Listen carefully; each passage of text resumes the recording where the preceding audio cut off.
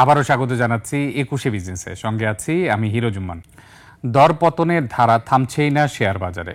টানা ৭ কার্যদিবসের মতো নিম্নমুখী প্রবণতা দিয়ে শেষ হয়েছে ঢাকা শেয়ার বাজারের লেনদেন। আজ দিন শেষে যদিও সূচক ১ পয়েন্ট কমেছে, তারপরেও দিন শেষে বেশিরভাগ কোম্পানি শেয়ারের দাম কমেছে।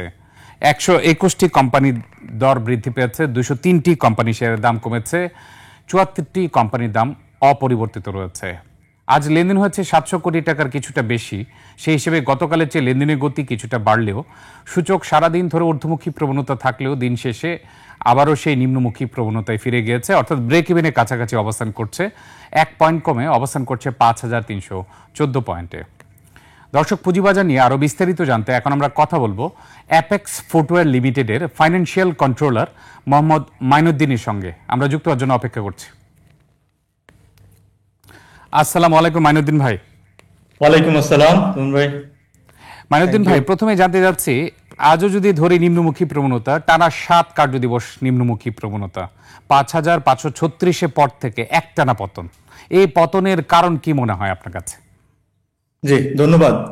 ইনফ্যাক্ট আমরা সবাই জানি যে অনেকদিন ধরেই মার্কেট আসলে অনেক ডাউন ছিল, তারপরে আবার কিছুটা ইমপ্রুভমেন্ট আসছে, দেন আবার আজকে ৬-৭ দিন, যদিও আজকে অনেকটা সময় আমরা পজিটিভলি দেখেছিলাম, বাট আবার দিন শেষে হয়তো 1% নেগেটিভ বা ব্রেক ইভেন, যেটা আপনি একটু আগে বললেন।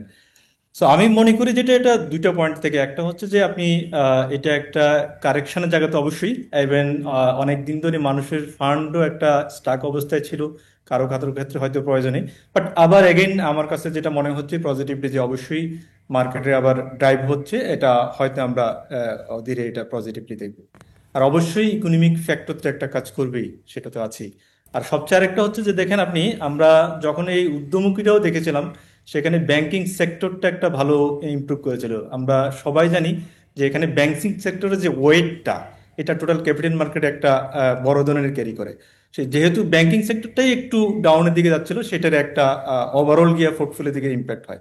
বাট জি আজকে আমরা যদি দেখি অনেকগুলো ক্যাটাগরি সেক্টরেই কিন্তু পজিটিভে আসছে, যেটা জি একটা গুড ইন্ডিকেটর মনে হচ্ছে।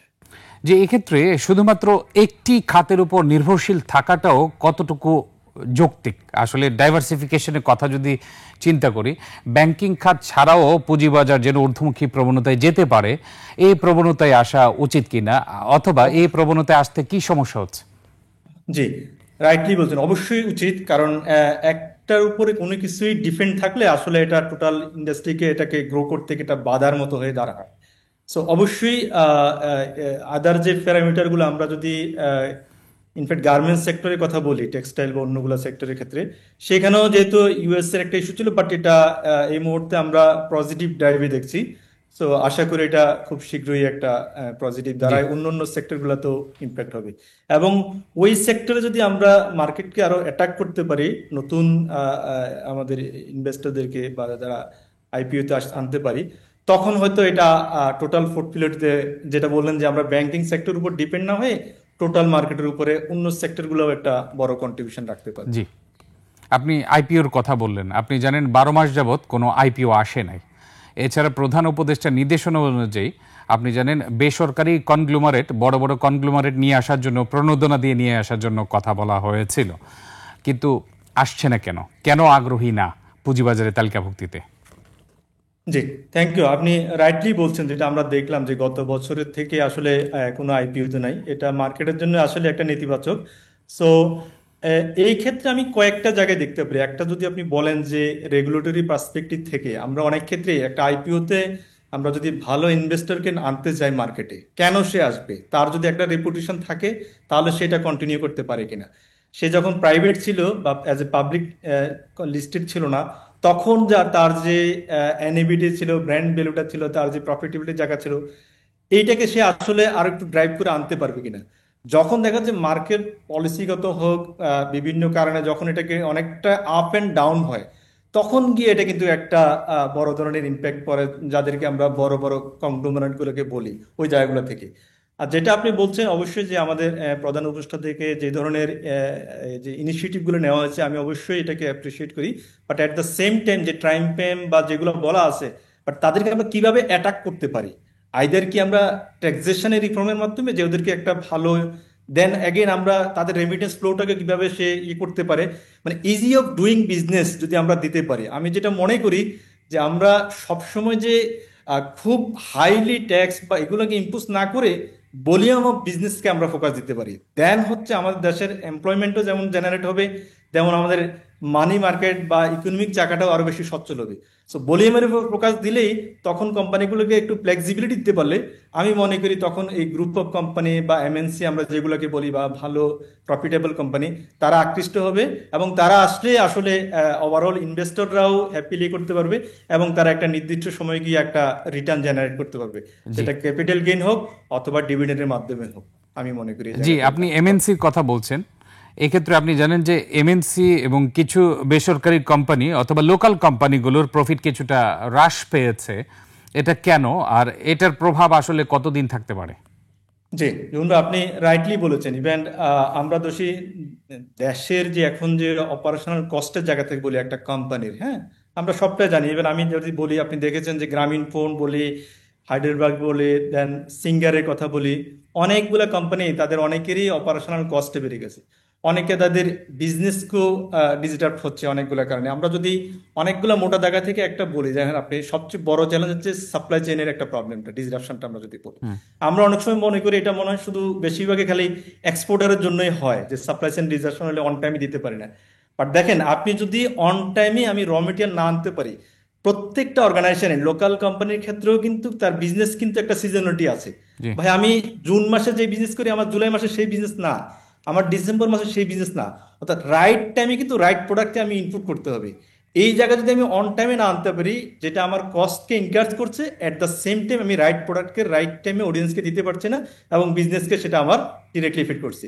এবং আপনি দেখবেন যে আমাদের কস্ট অফ ডুইং বা বিজনেসের জায়গা থেকে আমি যেটা বললাম যে এমএনসির অনেকগুলো জায়গায় প্রফিটেবিলিটি হ্রাস পেয়েছে, তার ওয়ান অফ দ্য আরেকটা রিজন হচ্ছে দেখেন আমরা যে এই ডলারের যে এক্সচেঞ্জ রেটটা যদিও বলি আমরা স্টাবল এখন, বাট সেটা কিন্তু 180 থেকে 182 টাকা থেকে আজকের এই পজিশনে।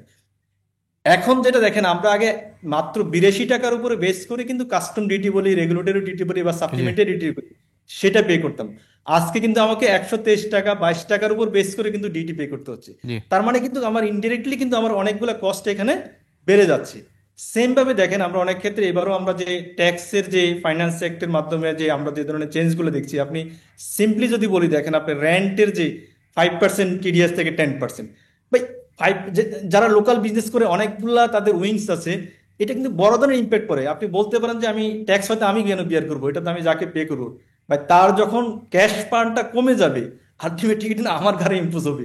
জি আর যখনই আমার ঘরে ইম্পোজ হবে তখন আমার কস্ট অফ ডুইং বিজনেস বেড়ে যাচ্ছে, এবং আলটিমেটলি প্রফিটেবিলিটি জায়গাতে ইম্প্যাক্ট হচ্ছে। জি, এই আমার কাছে মুহূর্তে মনে হচ্ছে ভাই পুঁজিবাজারে করণীয় কি? এটাকে একটু স্টাবল হইতে রেখে এবং একটু ডিপ ডাউন করে যদি আমরা ওইভাবে করতে পারি, সেটা অর্গানাইজেশনের জন্য হেল্পফুল হবে, এবং ইনভেস্টররাও অনেক ধরনের বেনিফিটেড হবে। কারণ দিন শেষে কোম্পানি যদি প্রফিট রাইট প্রফিট না করতে পারে, তাহলে সে আসলে আমরা যতই বলি সে ডিভিডেন্ড কোথায় থেকে দিবে, বেসড অন প্রফিট আর রিটার্ন আর্নিংস, তো তার তো প্রফিট জেনারেট না হলে রিটার্ন আর্নিংসও জেনারেট হবে না। জি আলটিমেটলি আসলে মূল ইনভেস্টররা সাফার হচ্ছে। সেই বিজনেস ফ্রেন্ডলি যদি এনভায়রনমেন্ট ক্রিয়েট করা যায়, সেটা আরো অনেকগুলো উইংসের জায়গা থেকেও, তখন এটা আসলে অনেক হেল্পফুল হবে, যেটা বিজনেসম্যানদেরও হবে, আমাদের ইকোনমিক জেনারেশন হবে, আনএমপ্লয়মেন্টও হ্রাস পাবে, এবং ওভারঅল ক্যাপিটাল মার্কেট বলি বা মানি মার্কেট বলি সেটা চাকা অনেক সচল হবে। এবং জি এট দ্য সেম টাইম আপনি জানেন যে ফাইন্যান্স কস্টের যে জায়গাটা এখন আমরা 9-6 থেকে এটা আমরা অনেকেই বলছি, ইভেন আমি দেখলাম যে সিঙ্গারও অলরেডি এই কথাটাই তাদের রিপোর্টের মধ্যে একটা ইনক্লুড করেছিল যে তাদের ফাইন্যান্স কস্ট অনেক ইনক্রিজ হচ্ছে। তো ফাইন্যান্স কস্টের জায়গা থেকে দেখেন আপনি 6%, 9% থেকে 15%, 14% ইন্টারেস্ট রেট যখন জি বাড়ে, 40% আপনি চাইলেও কিন্তু একটা প্রোডাক্টের মধ্যে ওই কস্ট অ্যাডজাস্ট করা যায় না। তো তখন কিন্তু স্বাভাবিকভাবে তার বটম লাইনটি ডিক্রিজ হচ্ছে। তো জি এইটা কিন্তু বিজনেস এক্সপেনশনের জায়গায় একটা নেগেটিভ ইম্পোজ। আপনি বলতেছেন ডলার যদি স্টাবল হোক, বাট দেখেন ইনভেস্টমেন্ট কিন্তু খুবই কম। আমরা যদি দেখি যে বাংলাদেশ ব্যাংকের ইয়ার দেখলে আমরা বুঝতে পারি যে ওরকম ভাবে কিন্তু ইনপুট হচ্ছে না, স্পেশালি ক্যাপিটাল মেশিনারিজ বলি, আদার্স গুলা বলি। জি সো এক্সপেনশন না হলে এটার ইম্প্যাক্ট হয়তো আমি এখন দেখছি না, বাট আমি যখন 6 মাস বা 7 মাস বা 1 বছর যাবে, তখন কিন্তু এটার ভাই একটা নেগেটিভ ইম্প্যাক্ট আসবে বলে আমি মনে করি। জি, আপনাকে অসংখ্য ধন্যবাদ। আপনি টোটাল যে বিজনেস আউটলুক সেটি দর্শকদের সামনে তুলে ধরেছেন। আমাদেরকে সময় দেওয়ার জন্য আপনাকে ধন্যবাদ। ধন্যবাদ ভাই আমাকে ইনভাইট করার জন্য। Thank you. দর্শক, এতক্ষণ আমরা পুঁজিবাজার পরিস্থিতি নিয়ে কথা বলছিলাম অ্যাপেক্স ফুটওয়্যার লিমিটেডের ফাইন্যান্সিয়াল কন্ট্রোলার মোহাম্মদ মাইনুদ্দিনের সঙ্গে। দর্শক, এবার নিচ্ছে একটি বিরতির পর দেশ বিদেশের ব্যবসা বাণিজ্য ও অর্থনীতির নানা খবর নিয়ে আসছেন জান্নাতুল বুশরা। ততক্ষণ আমাদের সঙ্গেই থাকুন।